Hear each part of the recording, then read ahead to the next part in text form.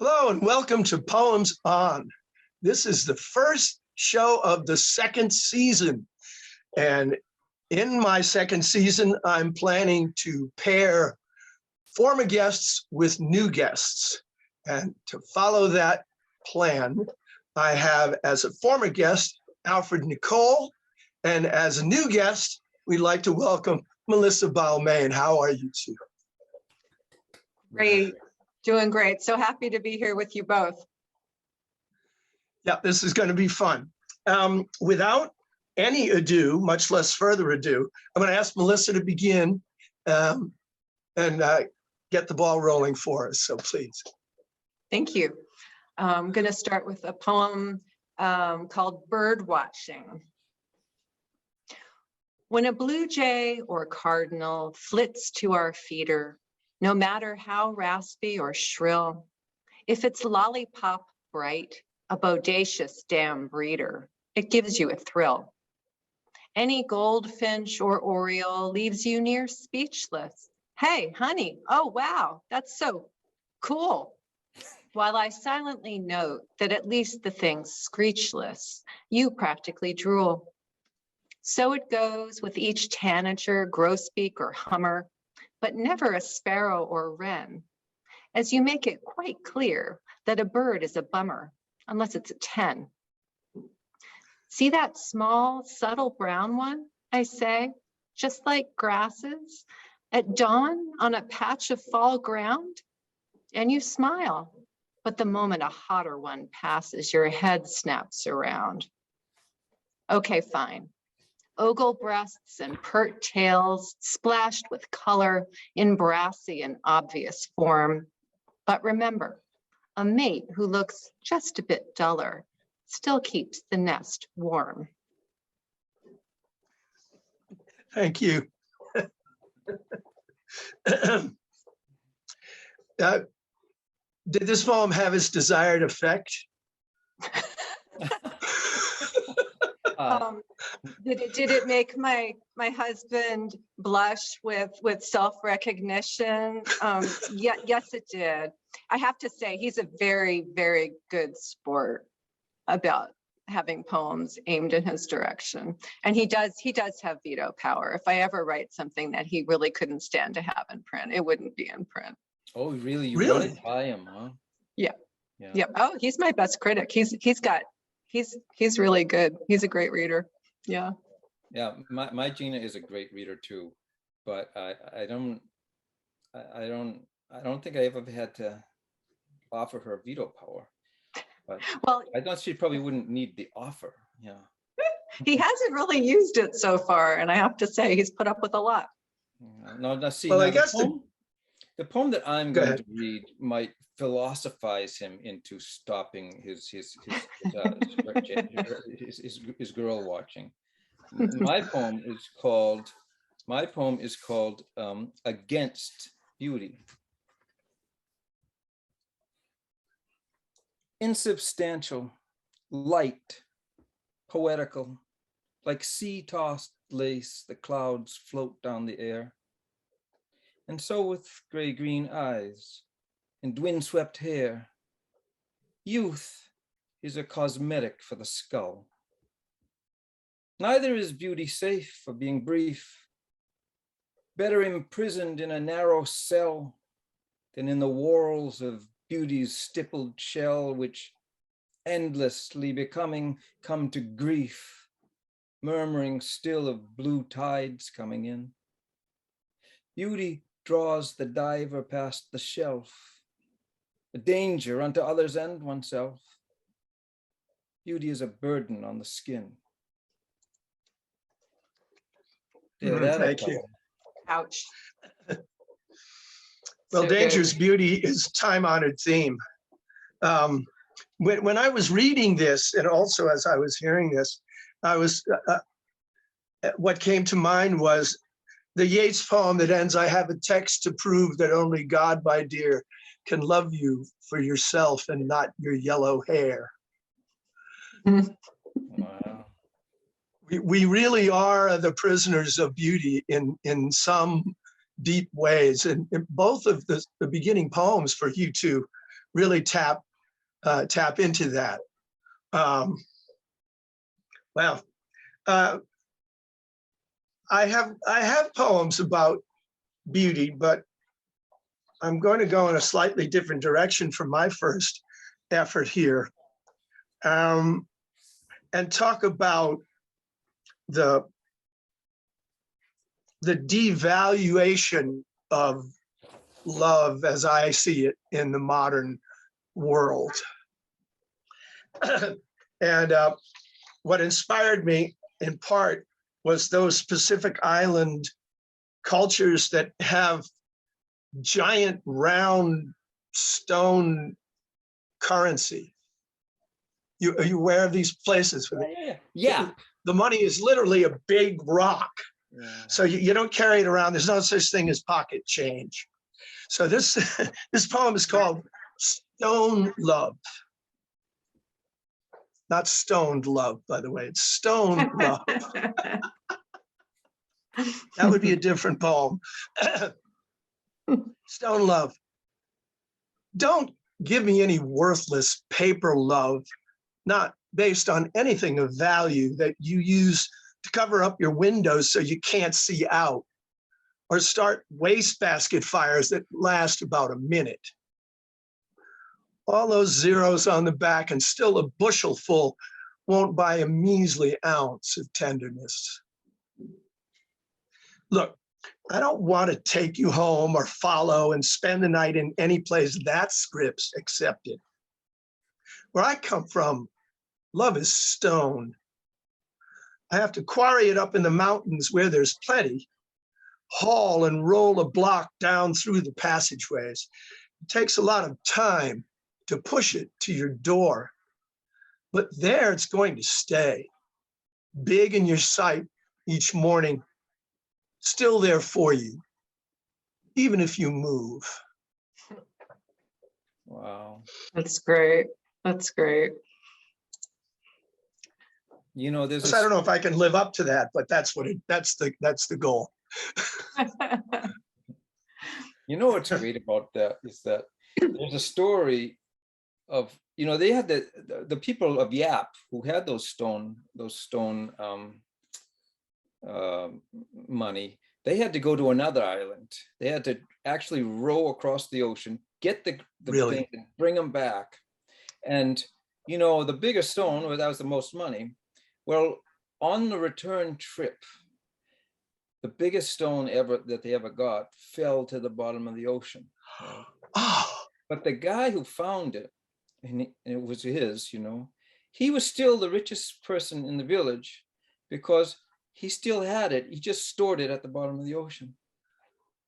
And that's a true story. oh, that's beautiful. Where did you learn that? It was from a book about gold, published by I don't remember the author, but it's because you think of how that would tie into your poem, because you could have lost the. Yeah. You know what I mean? Had I known, it would have been a longer and deeper poem. Well, you could have parts. Wow. Still. Yeah, you could have You could. sequel. I love the idea that, you know, this invisible stone is, you know, his greatest wealth. It's like the original cryptocurrency. It really is exactly it. Yeah, yeah. Wow. Well, hey, this is.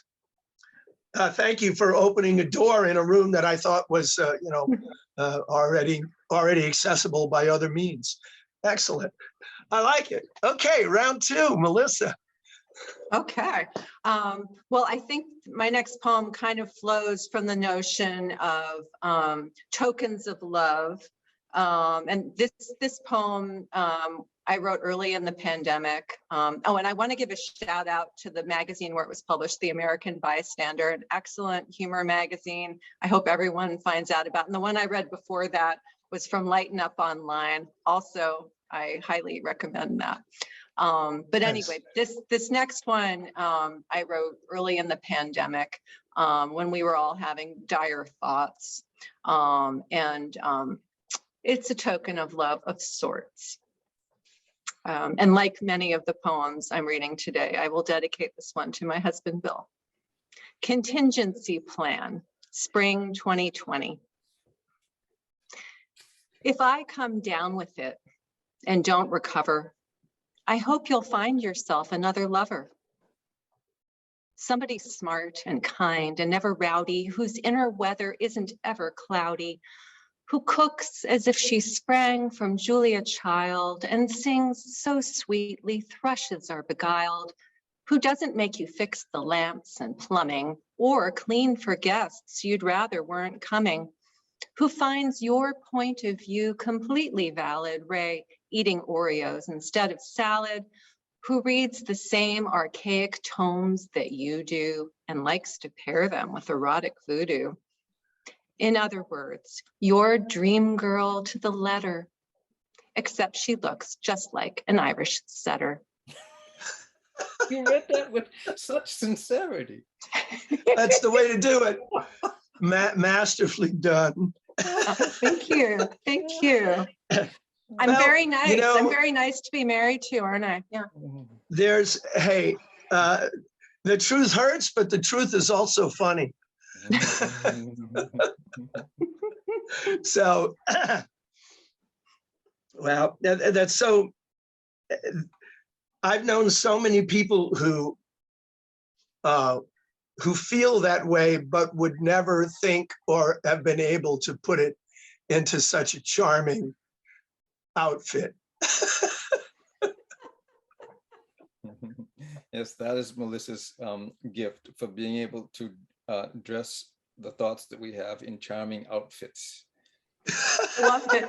I love it. Charming outfits. That's good because I'm really not good at sewing. So I'm glad that I've somehow achieved it. Yeah. Oh, you're a seamstress for sure, but you know, you're working with words. That's all.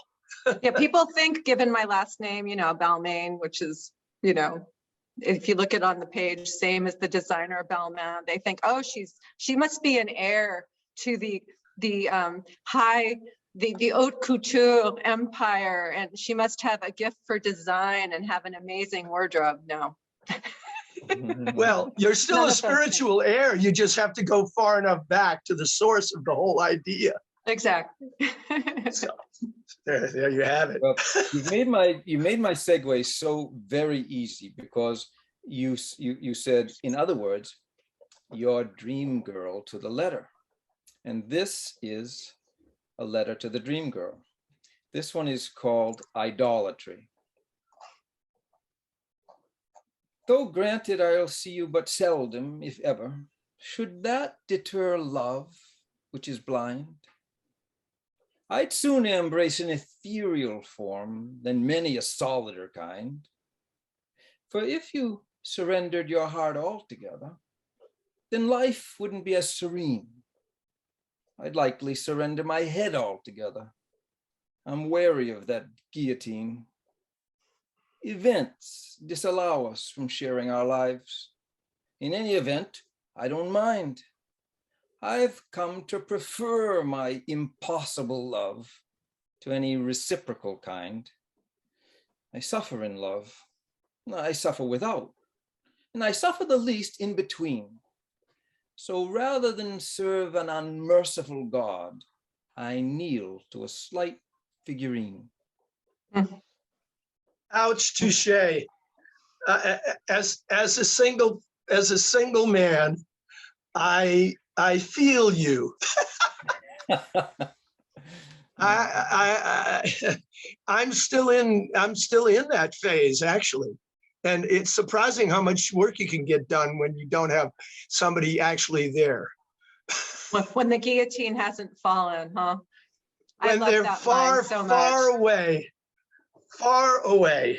And yeah, it's. I remember. Thank you for writing that.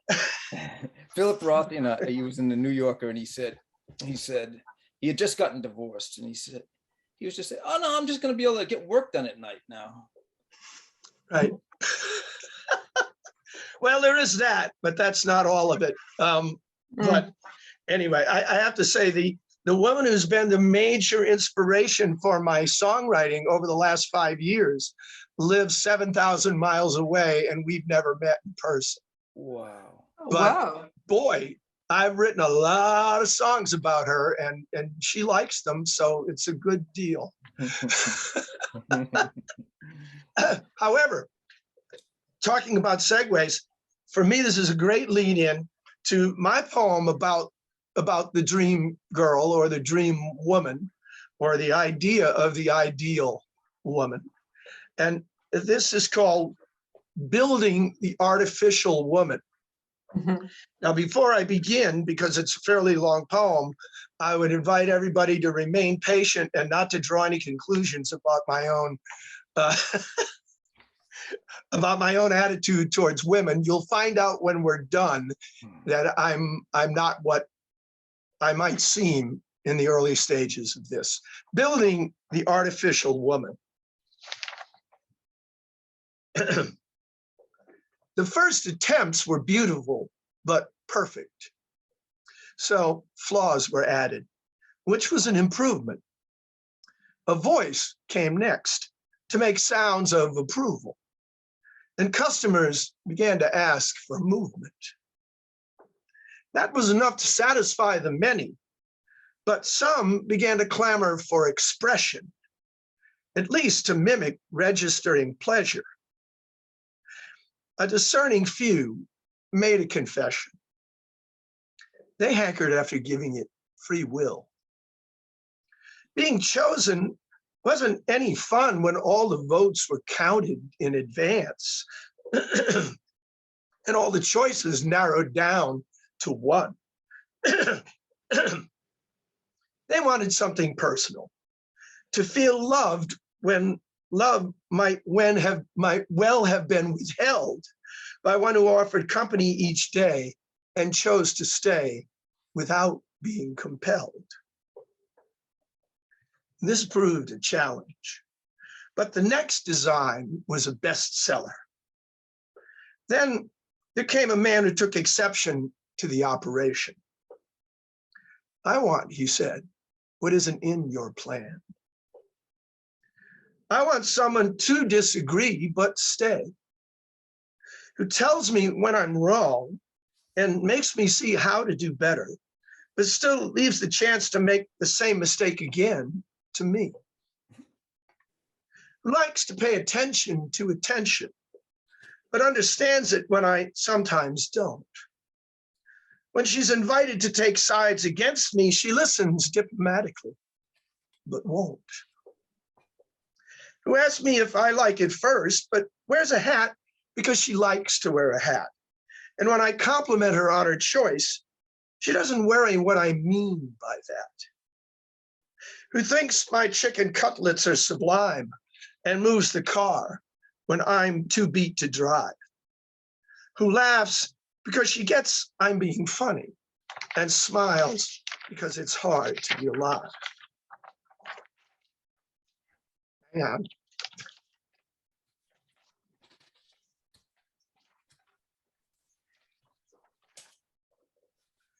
Will never be a servant or a master, but wants to work together as a team and build over a lifetime love familiar instead of holding out for love supreme.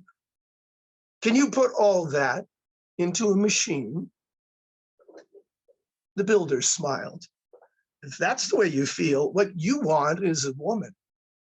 What we make are fakes, but most prefer them to the real. We make our fix. But you know, I this time through, and build over a lifetime love familiar instead of holding out for love supreme, like the idolatry guy. Yeah, exactly. That's why I wanted to follow it. Yeah. I also love how your list of the qualities in the ideal woman contrast with the ones in the poem that I read. You do a great job, unlike my poem, of describing things that actually would be important to a relationship. Well, I don't think you hide what you have in the relationship that you're sending up in your, you know, in that poem or in general. I think that you simply have it in another place in the room while you're speaking. I think that the values match up very closely. Of the two Yeah, poems. that's a good point. Of the two poems, yes, but it would be wonderful to just actually steal the two lists out of the two poems and place them side by side. Yeah, people could read them at weddings, you know. I promise. Right. Well, as I said, I'm single, and so I really can't write from the viewpoint of the day-to-day rewards of marital life, as opposed to the expected or dreamed of or supposed state of marital bliss that we've all been sold on somewhere along the line. But Melissa, you make a terrific case for the real, you know, the real value, the real pleasures of marital life. And so, so thanks for doing that, because I can't do that. I can only say I wish I had it. Well, as you point out, you're getting more writing done. So See, she's saying another sincere. That was very sincere. All quite true, and nor am I complaining. Okay, next round, please. okay, so kind of switching topics here. I've been very lucky in love. I have been married to the same wonderful man for 32 years. And yes, I got married at age 5. Yes. So when I write about more rocky situations, I tend to go into persona poems. And I'm reading 2 poems now, with your permission. Thank you for that. One is 4 words long. The first one I'm going to read is from my new collection, The Witch Demands of Attraction. There we go. Great drawing. How's that? Great drawing. Oh, the drawings are incredible. They're by Ron Barrett, who is the genius behind the illustrations in Cloudy with a Chance of Meatballs, and he's amazing. And anyway, I'll show you the illustration for this one when I read it. But this is a persona poem. All the poems in this book are fairy tale retellings for adults. And so the first one is my Thumbelina retelling. Here's the drawing you can see. I love this. So Thumbelina moves on. Who cares if I was born inside a flower and you're the only flower fairy prince? We marveled at these facts for half an hour, but haven't had a conversation since. Relationships, it's clear, need stronger glue than such a superficial parallel, or than the boring truth that, just like you, I'd fit in an abandoned peanut shell. So, sorry, Prince, like Bluebird, Mole, and Toad, you won't be making me your little bride. It's time for more adventures on the road. I'm pretty sure that I can thumb a ride. What a charming kiss off. Oh, speaking of kiss offs, I will read the next one, which is shorter than the title. So listen carefully. Tale of a relationship in 4 parts. Kissing, hissing, dissing, missing.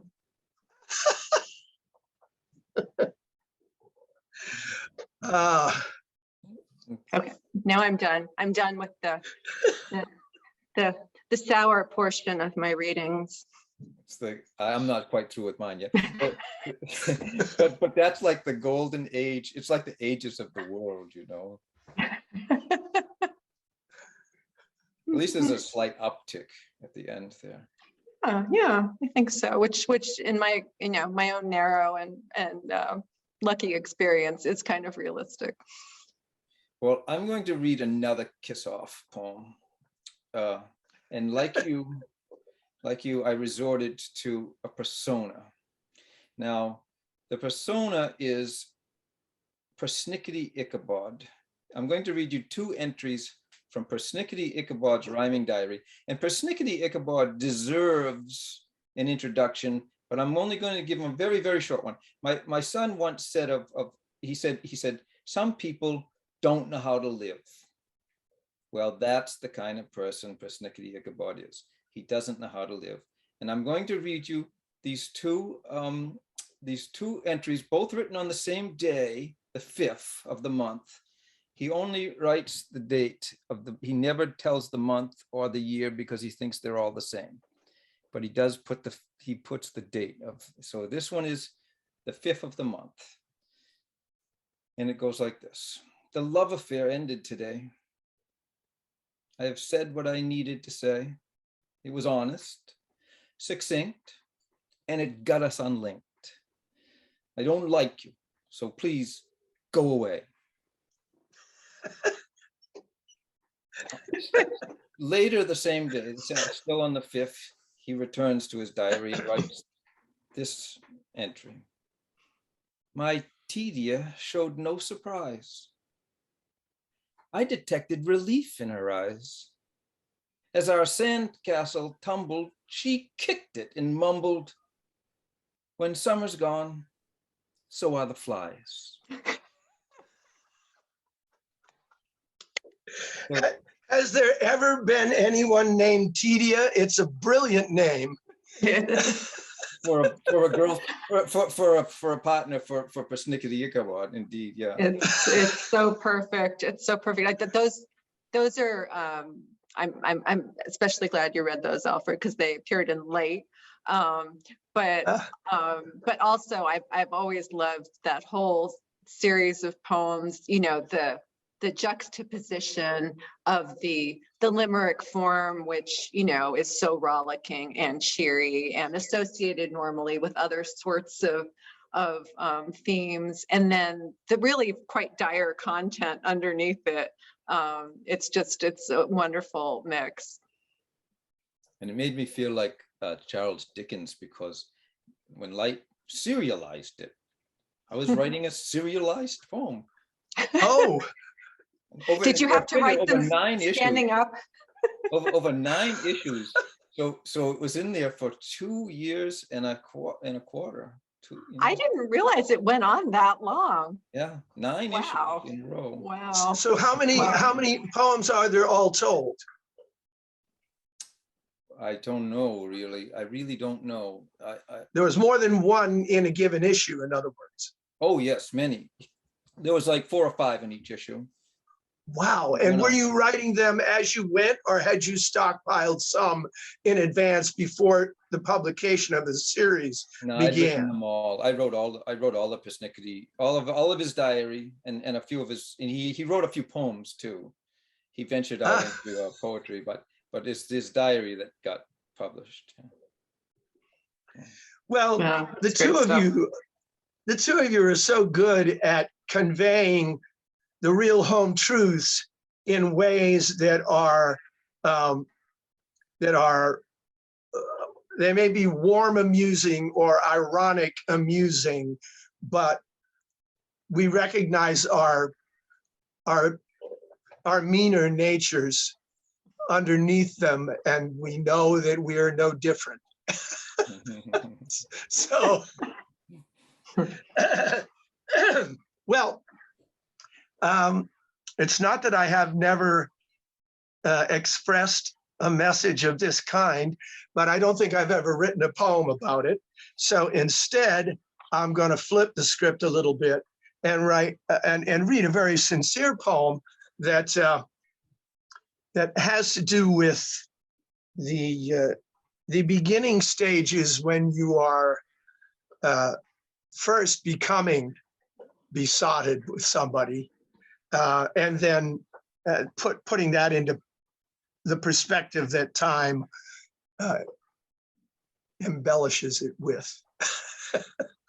This is called 7/100ths of an ounce. And this was written about an incident in a confectioner's shop in Newport, Rhode Island in 1979. The shop is long gone, but it was called the Chocolate Soldier. And it was a fabulous, if you love chocolate in all its kinds, it was just a little wonderland and a great place to take somebody when you're really waxing bright in the beginnings of your love. So 7/100ths of an ounce. At the counter of the Chocolate Soldier, surrounded by stupendous glassed-in sweets, in that summer I turned 31, a meeting you had summoned up a rare affection I had never known before, and so far was not to know again. In the quiet of the afternoon, we splurged on Belgian chocolate truffles, hazelnut and tiramisu, cashew turtles, almond bark, the color of piano keys. And on a whim, I placed my finger down on the electric scale to see how light my touch could be. 3 times the numbers fell, then I could do no less. At 7/100ths of an ounce, you softly cooed, delighted. We had a future all that season. Then your past caught up and we were overtaken. I hadn't noticed. Every time I took my touch away, the scale went back to 0. Such a great metaphor. You know, True story. Quite true. scale went back to 0, and then you think of that stone love that you were talking about in your original poem. Yes. Yeah. Yeah. There is some scope to the imagery. We like to get the big things and the small things if we can. Yeah. Well, thank you. I appreciate that. I'm going to be tend to be sincere as we get a little further on, and so I'm glad that you're reacting well to my sincerity. Oh, it's a wonderful poem. I really, really like that one. Even the actual event, actually what's really actually happening there, it's almost like a John Donne, because it's very it's not an image that would come to mind at any, and yet you make it very, very clear what's happening. You know, I would never have thought to do. I would never have thought to go into a place for the purpose of weighing my touch. No. But while we were there, and because those electric scales give you this digital readout in thousandths of an ounce, it just came to me in the moment.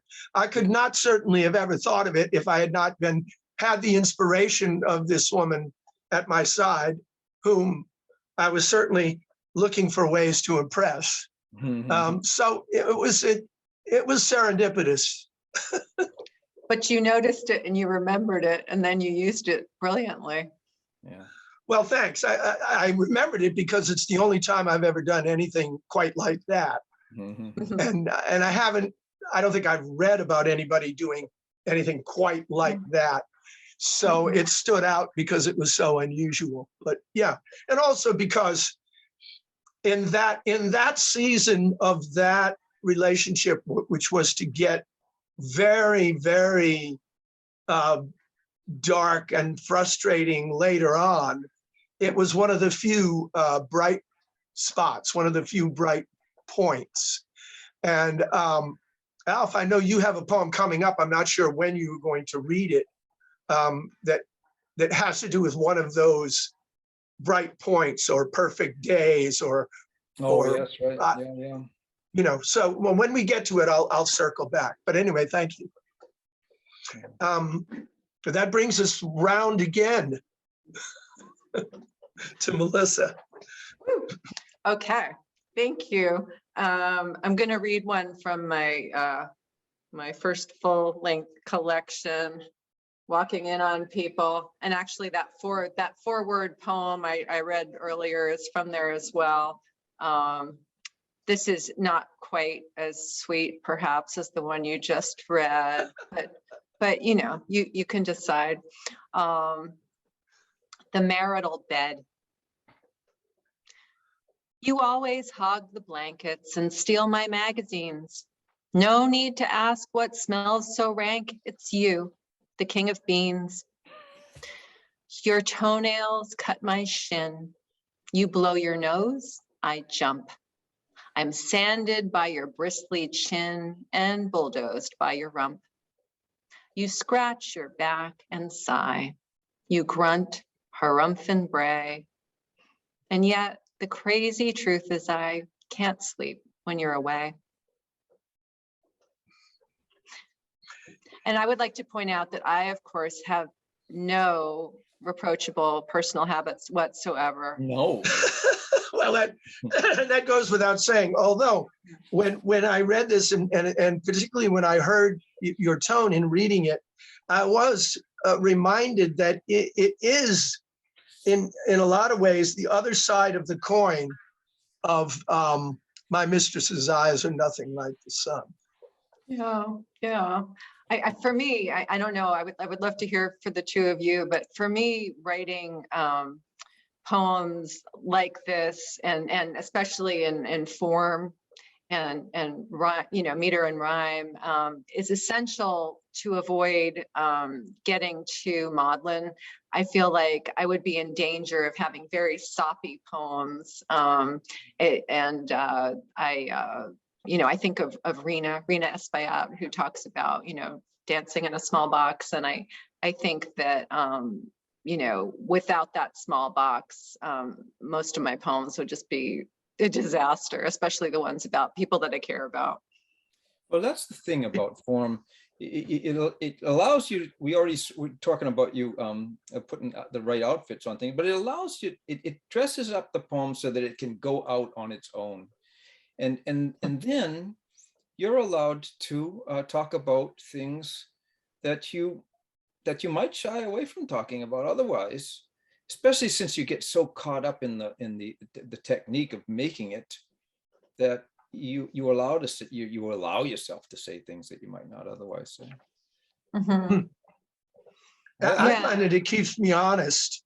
I mean, it keeps me honest to what it is that I'm trying to say, because I have to simultaneously keep in mind exactly what it is that I'm trying to say while I'm wrestling with what the form allows me to do in saying it.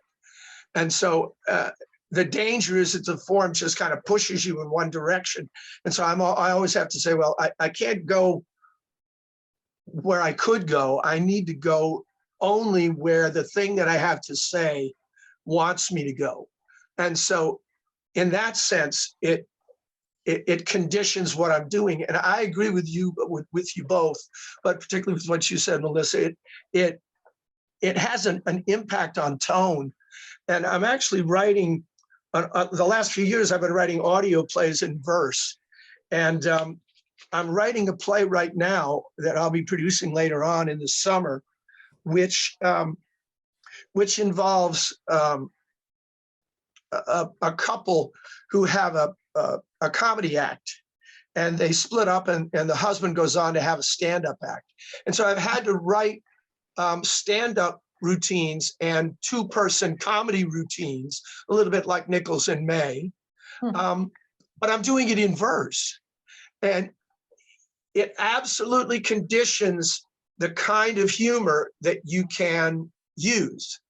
You can't be Henny Youngman with the one-liners, because the meter, I mean, there's ways to speed up the meter, and we've got some coming where we've got some dactyls or anapests in one of your poems, Alf. But there's actually certain kinds of humor that lends itself to writing in blank verse, and others that do not. And I never really knew that till I started trying to do it. So interesting. Yeah, it's interesting. Well, when Shakespeare wrote those, all the low comedy scenes, they're in prose. You know, so it's an interesting challenge to try to write, you know, like a Henny Youngman or a Rodney Dangerfield act in blank verse. You know, somebody will tell me if I've done it or not later, but at the moment, it's an interesting thing to do. Yeah. I bet it's a blast. Yeah. So anyway, I'm sorry, I didn't mean to get off on that tangent, but I believe you're next, Al. Okay. All right. Well, you know, it is curious how few love poems are you know, about just easy love. So love poems are usually poems of longing, not of getting. And so this experience of love presents a dilemma to the poet. Only a god or a goddess could cause this new life to be stirred up in him. But one can't approach too closely a god or a goddess.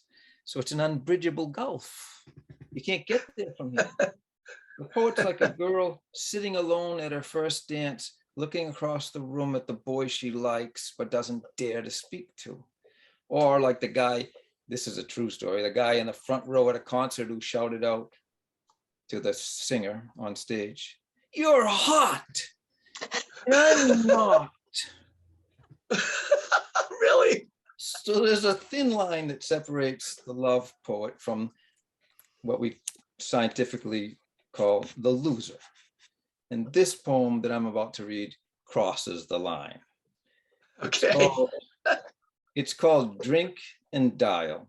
And I swear, I made up that line long before Sideways. I heard it in the movie Sideways. That was long after I wrote this poem. All right, so here it goes. Drink and dial.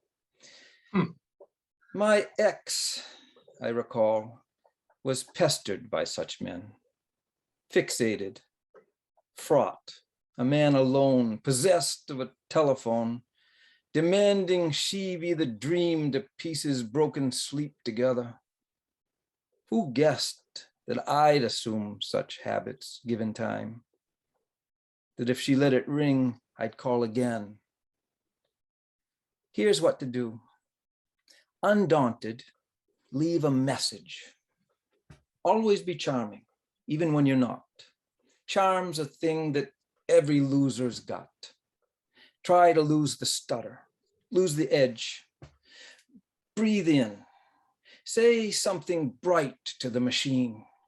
Picture yourself alert, composed and lean. You charge the phone that way with sheer potential. It lasts for hours. A dozing animal, the thing could leap to life. If not now, now. Except she won't call. Etiquette won't allow. Or perhaps not etiquette exactly. No, perhaps not etiquette at all. A kind of horror. Horror, it might be. She plays you back and finds you very small.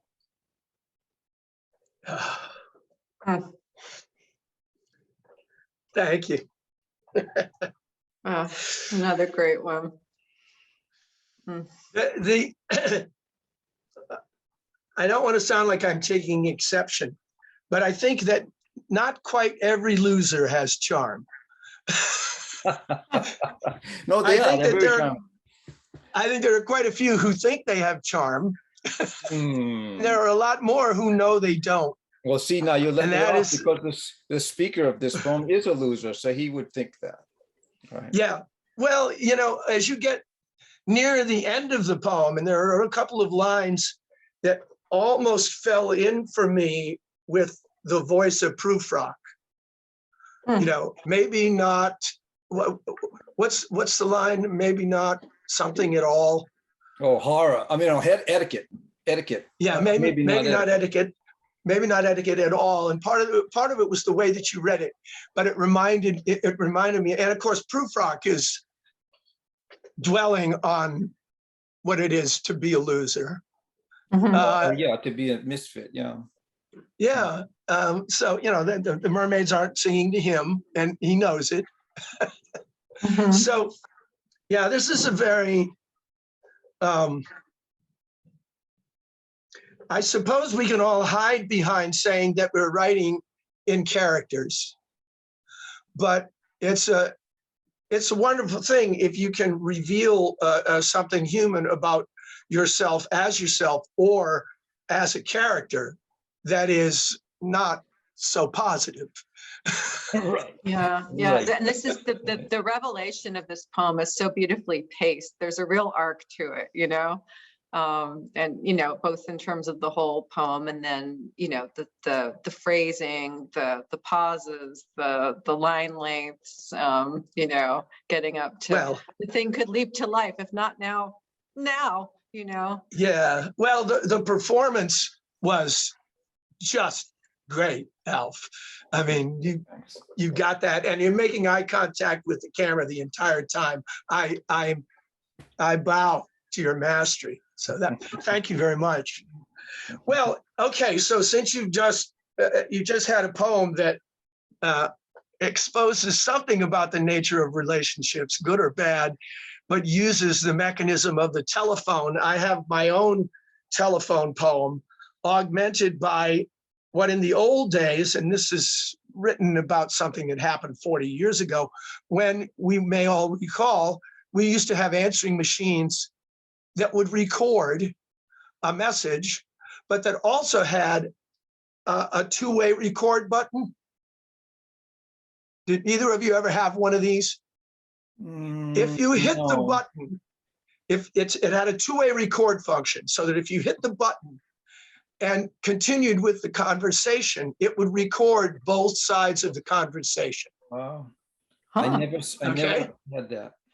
No, I don't think I had that either. Oh, well, then maybe this poem is condemned to, it's in, I think, my second book. It's probably condemned to being not misunderstood, but ununderstood. But trust me, this is what you could do, is hit a button and it would record. And you could do this at any time during a conversation. So this is important. I may have to come up with an epigraph in the future explaining this to audiences who just didn't live with this kind of device. But that's what it did. And you need to know that in order to follow along. This is called Diagnostic. And there will be a quiz at the end of the poem. I've done this with larger audiences, but in this case, I just have you two, so I'll be interested to see. Diagnostic. Let me separate these pages ahead of time, like a smart person. I'd pushed the button. Trouble was to come. Continue, rather, in another form. Our love of several years had dried. Its course changed far upstream, near an unseen source. And now we gulped at dust with every breath. Impossible in person. Still, we tried to phone, only to find our words clotting the line between the silences. The faith bled out that makes communication possible. We'd fall to disagreeing over what we'd said 2 sentences before. And so, supposing it might help to know for sure, I'd push the button on the old machine that said two-way record and went on talking, trying to forget the tape was running, knowing soon enough we'd hit the wall without a special effort on my part. A minute, maybe 2, was all it took for us to fall into the pattern, starting with, "That's not what I meant," and ending with, "No, that's not what I said." We'd always prized a rational discussion, and it seemed to me quite reasonable to suggest we just go back and listen to the tape. That's when the trouble changed. when I explained we had a reference we could consult, reliable beyond dispute, to show objectively what each of us had said. Oh, no. What followed the sharp silence on the line was nothing like a word of thanks. I was upbraided. My betrayal was denounced. My solemn promise instantly demanded. I must destroy the tape. I must not listen to it, and it must be done the moment that this call ended. These requirements were unrelated to forgiveness, which in any case remained unlikely. They were non-negotiable and mandatory. This happened long ago. I tell the story to prepare you for a simple test. No, really. May I have a show of hands? Do you believe I, A, destroyed the tape as promised, not checking it to see if I'd been right, or B, destroyed it after listening to it, or C, kept it and listened when I please? What kind of person am I, would you say? So, hands for A, for B, and now for C. Thanks. What have we learned about ourselves? That's right. That's right. But I'll tell you, I know the reason I would have gotten rid of it, because it would just been misery to listen to it. It wasn't really in response to the demand. I would have just gotten rid of it like, oh God, I just can't take this thing. I got to get it out of here. That's what I've been. That's what I learned about me. Well, what I learned about me, and is not surprising, is that I have a lot of trouble throwing anything away because I think I might need it later for a piece of writing. Mm-hmm. well, I guess the other part, because I said, what have we learned about ourselves, is what, if anything, have you learned about me? Because one of you chose B and one of you chose C. When No, in fact, I chose A. I didn't see your hand. Oh, I did. The A is the one where you just toss it right away. Yeah, that's what I chose. Oh, right. That's what I chose. Okay. Well, in fact, I did toss it right away without listening to it, but not for the reason that you mentioned, Alf. I tossed it because I had promised to do it. Oh my. Oh, you're good. You're good. I forgot that part. Okay, I didn't mean to suggest you would be a promise breaker. Oh no. Well, I just to think that was revisit, the worst. No, just to revisit the last line of the poem is, what have we learned about ourselves? I used to tell this story. It wasn't in a poem form, but it was essentially the story to my students when I was teaching high school. And of course, the way kids react to the story about what I would have done is part what they think of me and part what they think they would have done, which is not any different from how adults react. Right. But For sure. it was very, very interesting in a group of, say, 15, half boys, half girls, to see the kind of, who thought I was a promise keeper and who wasn't so sure, and who just didn't believe anybody could keep a promise like that in the first place. Or make a And who was a terrible listener? Yeah. I wonder, as someone who's spent many years in journalism, I was wondering about the legality of that two-way recording button, because in many states, you have to, you can't legally record a phone conversation without agreement, and that it seems like that would be a potential a way for people to kind of find a loophole there, but then maybe also for vengeful exes to find a way to put each other in jail. It's not. How's that? I'm not. Oh, go ahead, Alf. Oh no, she said you could use that to put people in jails, and I said, or to write poems about each other. Yes.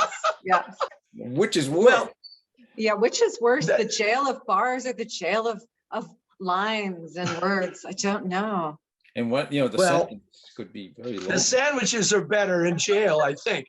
But in fact, the events that this poem describes took place in 1985. And so I don't think there were laws that I was aware of at the time that applied. But in any event, it doesn't say a whole, I plead naivete in the poem and saying, well, I thought it would be. But, I've never, the people understand why that's a violation, and it doesn't show me at my best, but at any rate, I never actually found out whether I was right or wrong in the argument. So there's that. It was wonderful. Yeah. Well, Good poem. yeah, we're heading around the back stretch here. So, Oh my goodness. if you will, please. All right. Well, I'm going to take a sincere turn. Love poem. The afternoon we left our first apartment, we scrubbed it down from ceiling to parquet. Who knew the place could smell like lemon muffins? It suddenly seemed nuts to move away. The morning someone bought our station wagon, it gleamed with wax and every piston purred. That car looked like a centerfold and hot rod. Too late, we saw that selling was absurd. And then there was the freshly tuned piano. We passed along to neighbors with a wince. We told ourselves we'd find one even better. Instead, we've missed its timbre ever since. So if, God help us, we are ever tempted to ditch our marriage when it's lost its glow, let's give the thing our finest spit and polish and, having learned our lesson, not let go. Yeah. May it be so. May it be so.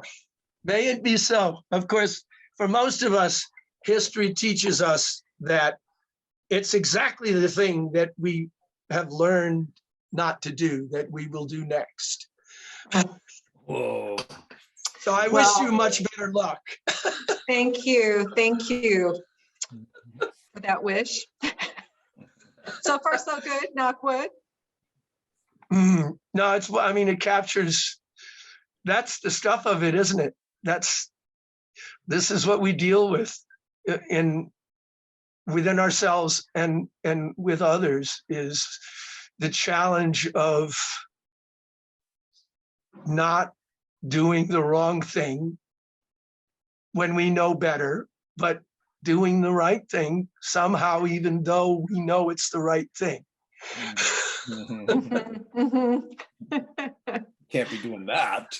It doesn't play to the rebel in us, does it? But well, yeah, well, rebellion has its place. Well, I really like the sincerity of the poem because, of course, you've shown us the other sides, the lighter sides, and also the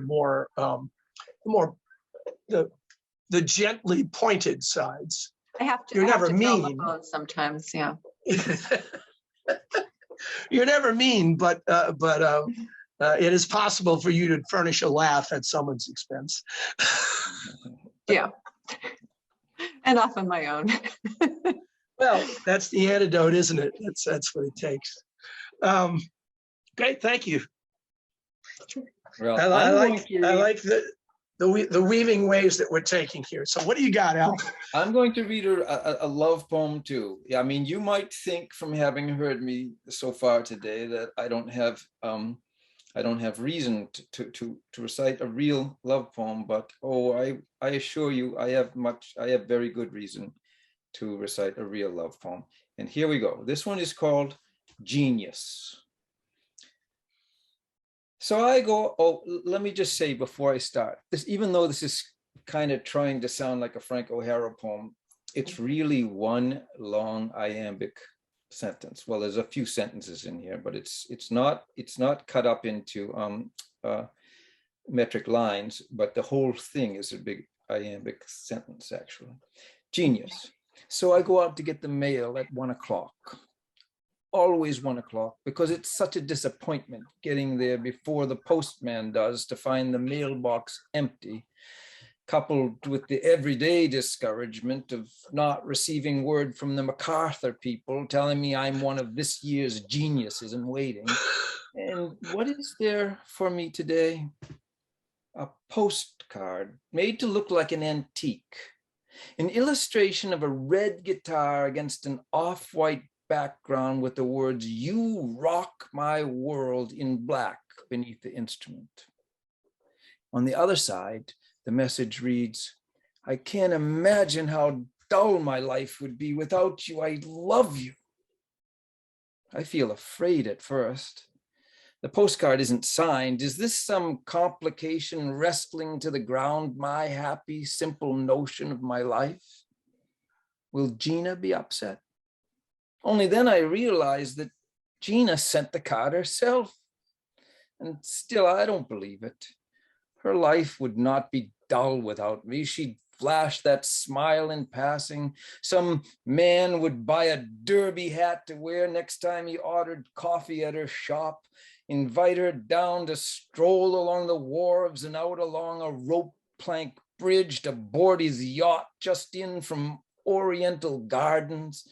Not the Chinese restaurant, an Asian arboretum planted near a Taoist temple nearly halfway around the globe, where it is nighttime when it's daytime here, and everything's the opposite of what you might expect, so there's no boredom possible, unlike with me, with my umbrella-like forbearance and my explanations of where coolness had its origin, in heroin addiction, because those jazzmen like Chet Baker felt so chilly all the time and had to wear a sweater in the summer even.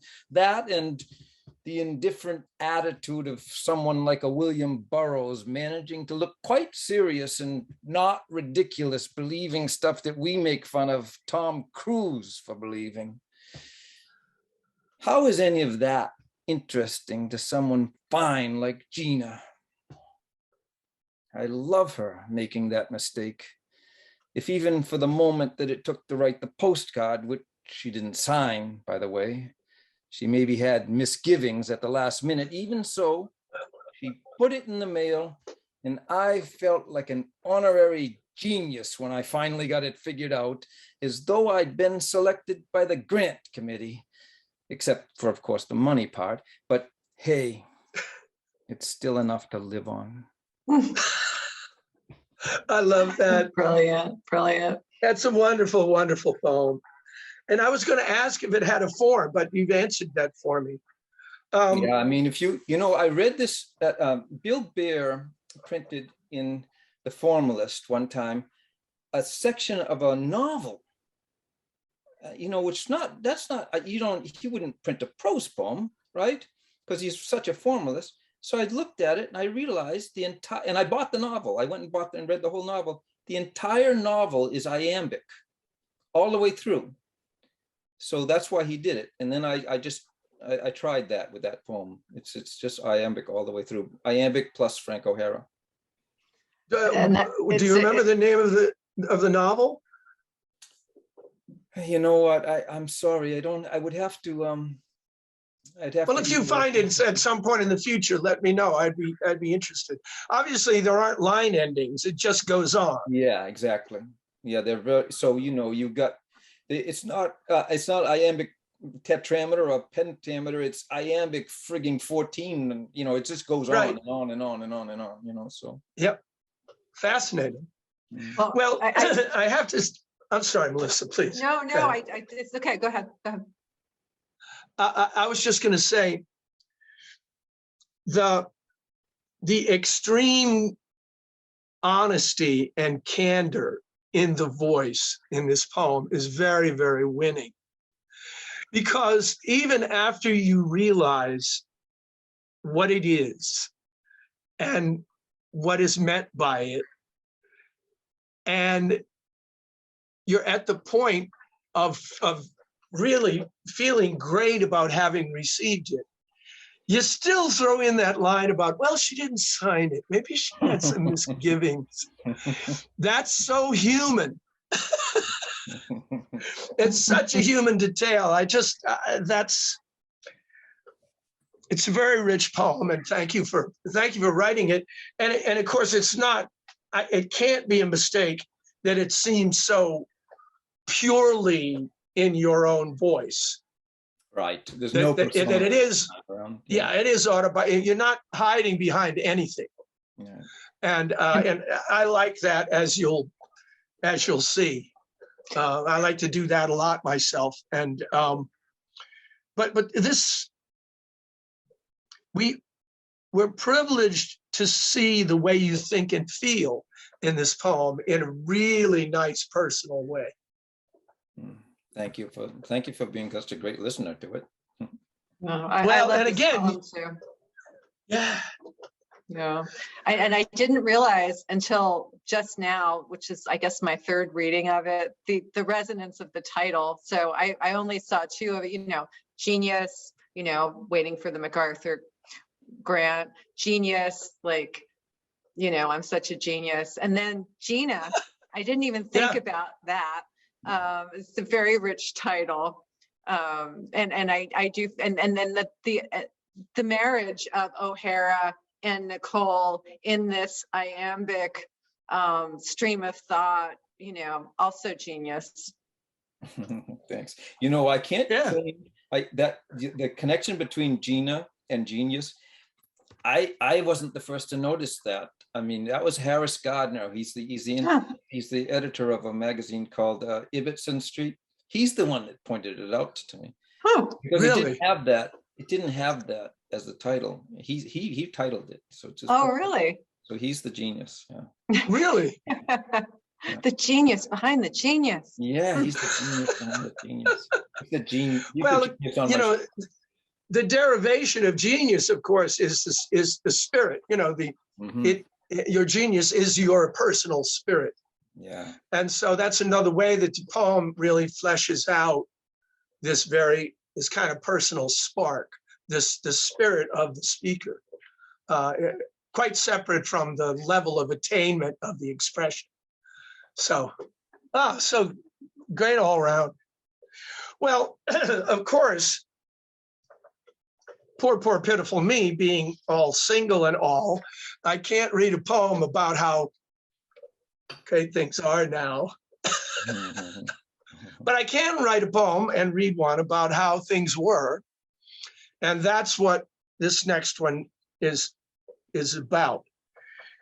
I don't think I've ever read it in public, and that's partly because we're living in an age when it might be thought, it might not be accepted by the cynical bent of the times. But I mean it sincerely, and thus the comment that I make at the end of the poem. It's called Before the Fall.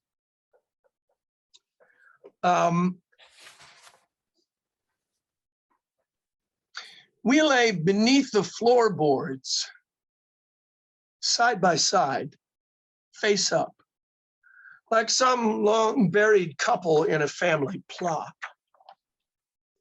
but holding hands and quiet there together. She was 12 and I 13. The summer dwellings bought as board and timber shells on freshly cleared out land around the bend of New Hampshire Lake signaled our parents' hard-won coming up. The 60s newly turned had made the difference. What if the structures were identical? In time, each family would make improvements. Each summer house reflect its owner's choice. For now, all unadorned they stood with wells and septic tanks, no basements, built up on cement blocks at the corners, over even ground, not one with a complete foundation. My summer girlfriend didn't talk a lot, but I made up for that. Her parents' place was 3 doors down the gravel road from ours. We liked each other's company. The woods were all around our new development. The road in those days stopped beyond our land. The loop around the lake wasn't complete. You had to drive 5/6 of the way back. Our parents didn't trust us on our own out in the woods. We liked to be alone together though. And so we found our space in the dark coolness beneath her parents' place. They never thought to look under their noses. We'd lie there in the humid afternoons, content together, talking quietly. I couldn't tell you what we talked about. She sang a song about a porcupine who hid up in the branches of a tree, a northern pine. She sang in baby talk and promised she would get her thought gun out and shoot him down. We found we had the room to turn and face each other, so we'd kiss. No other object than to kiss some more. This story has no sordid end. It was another era. There was innocence not hounded out of us yet. And we could live the blessed sheltered lives of children. Nothing dramatic happened. Summer ended. And we both moved back home. I had a letter from her in a large, unsteady hand. Her sentences were short and simple, and they didn't say too much. They sounded clear and public, nothing like her singing voice, so hushed and tender underneath the house. The road is paved today and goes around the lake. Each cottage has been added to and insulated. People stay all year.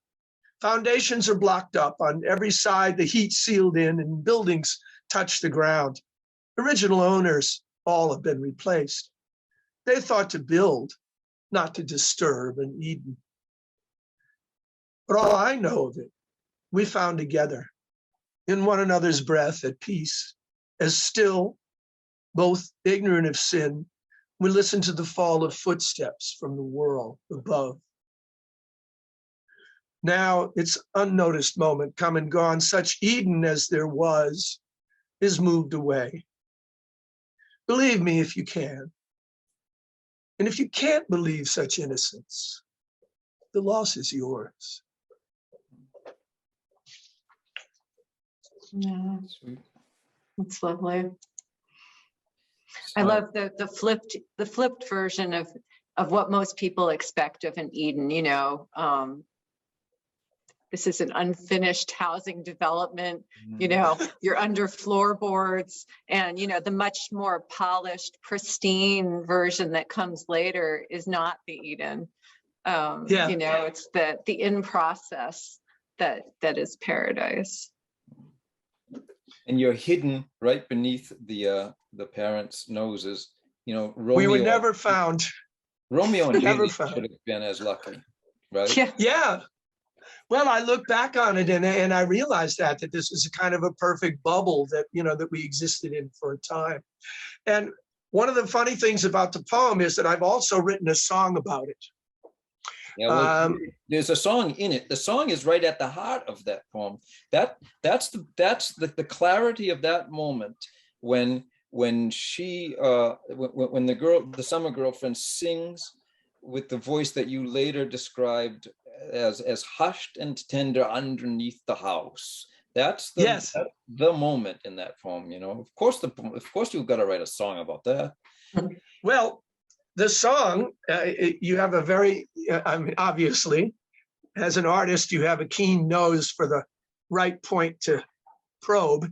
The song is called "Lie Under the House with Me," and it's a very slow, quiet song from about 6 or 8 years ago. One of my albums from back then. I'll send it to you.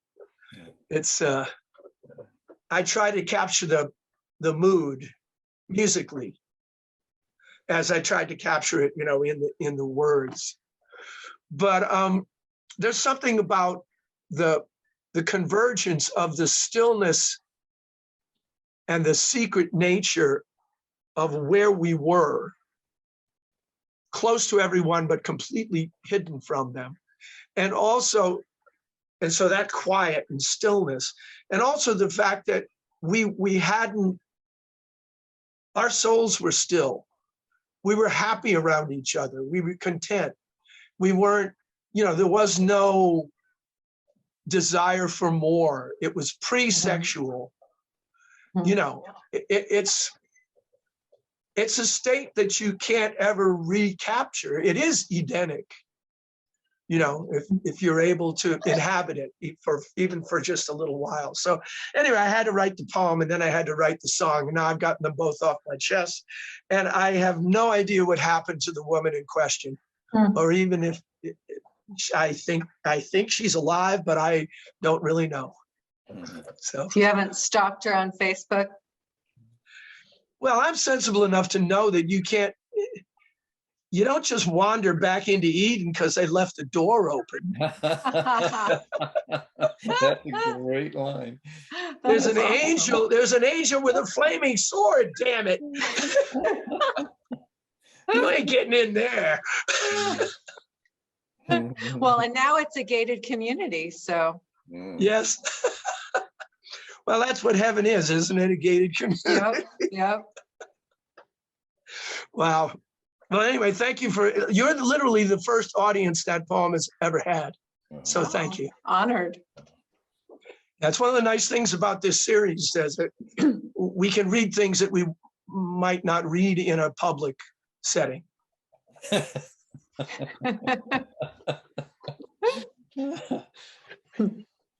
I know it actually is a public setting, but it doesn't feel like one. And that's the nice part. Well, okay, final turn, if you will. Okay. Reprieve. Yesterday, I thought you might be dying. You couldn't do a thing I didn't love. I rubbed your back and cooked you soup, implying to God I had the full intention of becoming much more saintly there and then, if only she would make you well again. Today you're fine. Our miracle's been granted. I hate the way you give your soup a slurp. Each ordinary moment feels enchanted, although I pray you'll learn how not to burp. I'm giddy, I'm delirious, I'm free to be as petty as I used to be.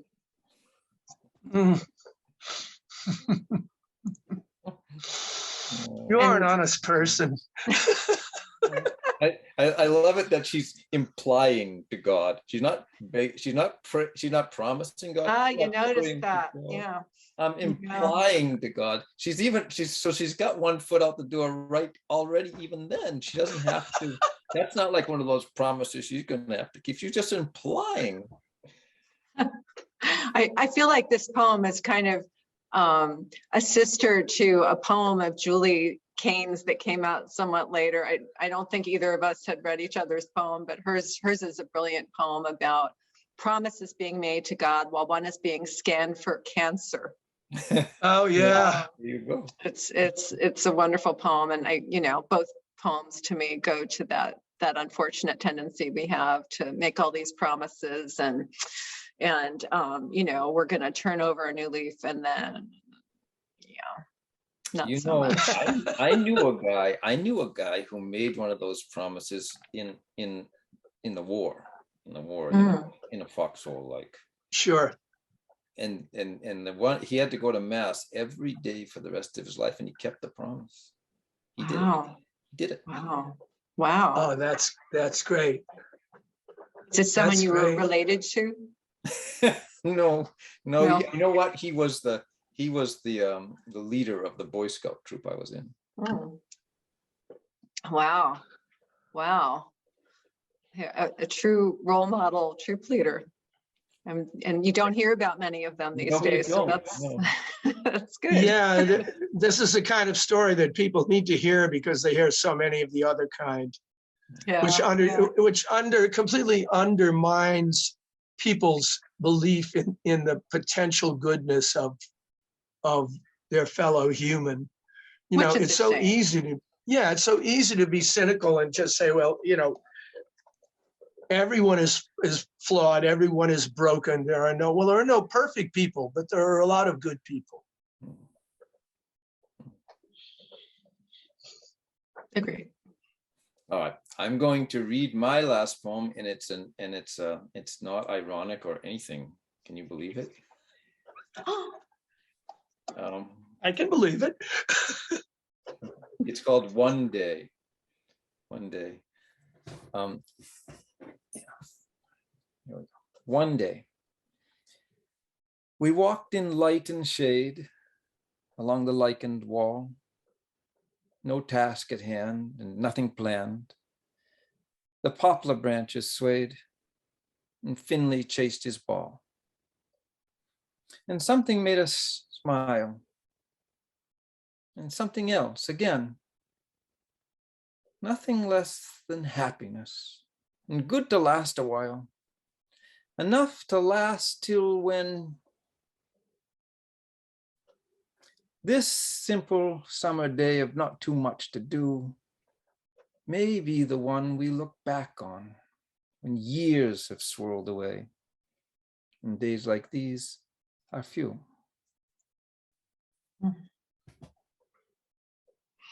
That's perfect. Were you influenced by or aware of Frost's poem, Happiness Makes Up in Height for What It Lacks in Length? Well, you know what? I felt a connection to another Frost poem, but the poem you mentioned is the only one of Frost's poem that I have by heart. No kidding. Yeah. Interesting. Oh, Stormy, Stormy World. Yeah. Yeah. Well, I've always loved that poem, and what he is doing is posing the same question about the nature of how we experience happiness and joy, but he does it in natural terms. You know, there was one day when cloudless day. That's from right. Dawn to dusk. Not a cloud marred the sky, and he sets that up as an example that knowing that can happen for him, he can counterbalance that against so many of the other days that are not like that. Yeah. And so you're doing it, but in the context of the love relationship, which is, I think they're nicely complementary as poems, because they express something true about how we experience happiness as humans. You know, we really do look back on these moments. It's amazing, Al, that you did make that connection, and I think that it must have been a subconscious connection for me, but I really think that Frost himself was talking about a love relationship, even though he was using all of that natural, but a different kind of love relationship, one with an awful lot of storms in it. You know, where I'm talking about one where the ordinary day that I'm speaking about isn't much different from every day that Gene and I have together, but it's still the one we look back on. This ordinary day is great enough to look back on, you know. Well, because you have the poem by heart, for one, which argues that it's in your unconscious, and so it could have informed in one way or another when you were writing this poem. But at the same time, you're not covering the same ground. No, as you said, exactly the same ground. No. So I think they are nicely complementary, because what each one says about the way we are as humans is true. And you can't ever have too many poems like that. We've got so many others. No. Don't tell us a damn thing about anything. There's one other echo I might mention where not that you're echoing her poems, but this poem by you reminds me of a couple of poems by Wendy Cope, which are rare in her body of work because they are sincerely happy and romantic. And both of them are like yours, written with beautiful clarity and simplicity. And formally, and which is why a big part of, for me, why all three, yours and hers, are so successful, because they avoid the maudlin, perhaps because they're pushing against those formal constraints and arrive at, interesting second thoughts, as opposed to maybe the too easy and potentially maudlin first thoughts that we might have when we're writing about someone we're in love with and a time with them that we're just flat out enjoying. So I just, I love that poem. I have to show it to Bill. Oh, that's no better compliment than that. That's great. Well, you've set me up very nicely for, this is certainly a sincere poem, although, and it's a confessional poem. And it is about certainly one of the most important love relationships that I've had in my life, although it did not result in marriage, at least not to me. And it will take you back to what it was like to be young, if you happen to be me. It's called Too Green. She left me for the man she was to marry years later. Truth is, I drove her away. Her love for me had never been in question. I read the notice of her death today. We hadn't passed a word in 40 years. They'd moved to Florida, opened a stable with a riding school. They taught dressage, 3-day eventing. Passions she was able to build a life around, and with a man who shared them. All were gifts I couldn't give. I imagined she was better off. But there had been a life for us to live in love together in that distant time when we were both deciding a direction. 5 years out of our youth, discovering the depth and quality of our connection. And we were innocent of how we could be changed in ways we'd never known before, when we'd awarded, with the name of love, strong feeling. This was different and more. We found ourselves buoyed by each other's presence, which seemed always immediate and here. For suddenly, we'd breathed each other in, and we were easy in the atmosphere. So we renumbered days together from the first appearance of love's true expression. Gradually, we trusted in the future. There seemed to be no end to the progression.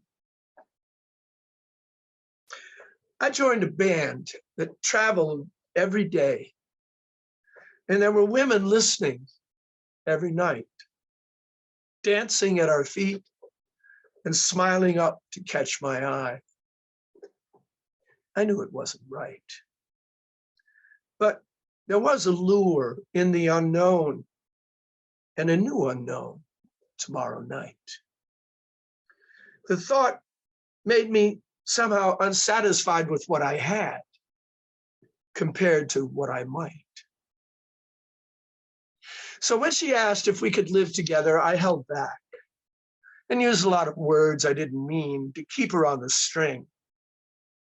But what she wanted wasn't what she heard.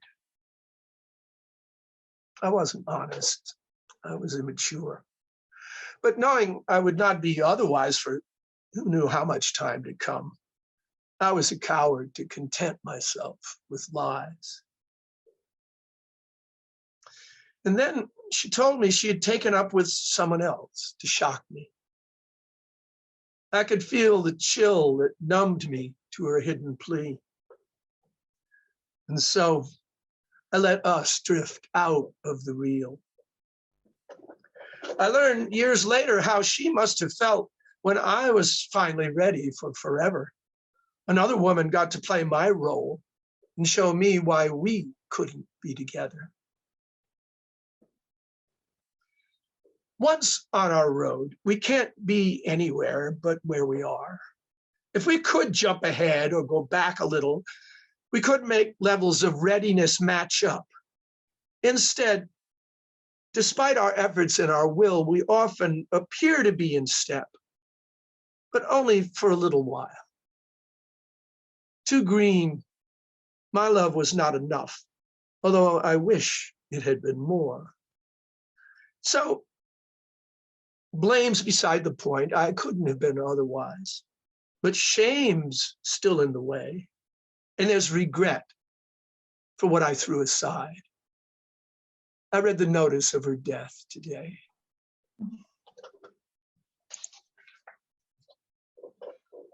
That's beautifully done, Al. It really is. Thank you. That's another one that I don't read in public much. No, it would be hard. Yeah, it circles back so well also to what we began with, you know, the danger of beauty. Right. Well, it is a confession. And, you know, I was as good as I could be, but I was no better than I was. Mature so perspective. Well, now, it's the first time that anyone that I've been in love with has died. And that was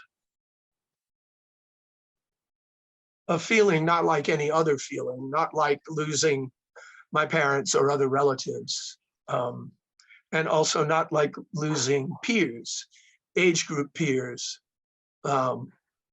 who even at this point in my life, when they passed, have passed too soon.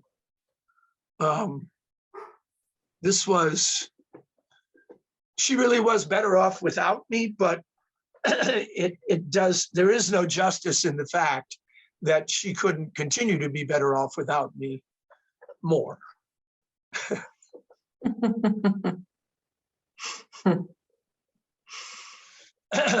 Well, it's not exactly a note of jubilation on which to end, but this has been wonderful. I really appreciate you two. You know, we'll be showing this a couple of days after Valentine's Day, and I can't think of a better antidote to the smarmy nonsense we're going to be deluged with. Oh, I love the idea of being an antidote to smarmy nonsense. That's good. That's good. And it has been a treat for me, Al. I'm honored to have read with the two of you. It's really been a pleasure. I second that. And you know that you do create a space here, Al, that does trick us into thinking that we're not in public. So that's a good thing to do. Yeah. But that was the objective. That's what I've been shooting for. And I wanted to give people a look at what the poets are like as people at the same time that they're showing what they're like as poets. And for the most part, that's what's come through. So this is great. Thanks for coming back, Alf. This is anytime. You know, it's been a great time. So I'm going to conclude the proceedings, and then I'm going to ask you to hang on for a bit afterwards because I have a couple of things to say to you. But to all of you that are watching live and canned, thanks for your attention. And good day.